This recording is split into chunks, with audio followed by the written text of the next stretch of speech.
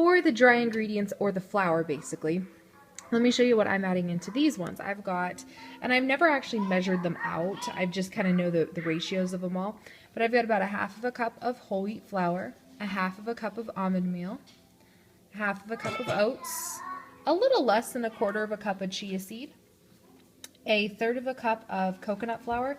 This flour sucks up moisture like you wouldn't believe, so you want to keep it on the lower side if you're using coconut flour. And then I have 1/2 cup of flax, like ground flax. So now I'm going to add these ingredients to my blender. My assistant is adding some almond milk. Oop, and spilling some almond milk. Okay, good thing for a sleek design. But yeah, we're gonna do almost about, do a little more, almost about 2 cups. We'll start with that. Good job, buddy. And now I'm gonna add my dry ingredients to our almond milk. Now for the remaining ingredients, I have about 1/2 teaspoon of pink Himalayan sea salt, a tablespoon of baking powder, 2 eggs, about 1/2 cup of coconut oil.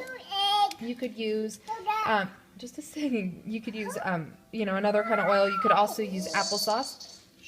Sorry about the commentary. I've got a teaspoon of cinnamon and a teaspoon of vanilla, and I'm going to add these to my blender as well. All of our ingredients have been added. Alright, now I have the Blendtec designer one, but you can use any blender food processor. This just seems to be amazing. I'm going to select the batter setting and let it go. I'll do it. Will you do it? Go ahead.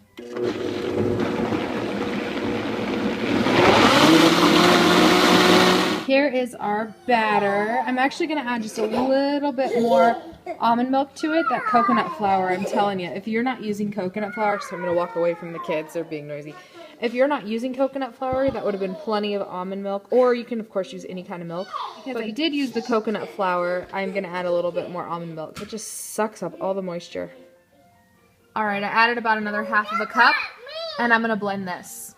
Here is our batter. That 1/2 cup made a huge difference. So I'm going to put it in my waffle iron. Add your waffle batter.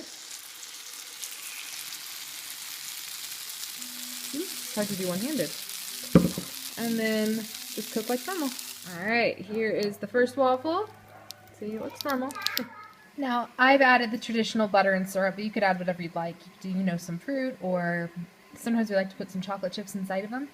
And then just take them to go, because you know we've got the sweetness from the chocolate chips, because the waffles themselves are not sweet at all.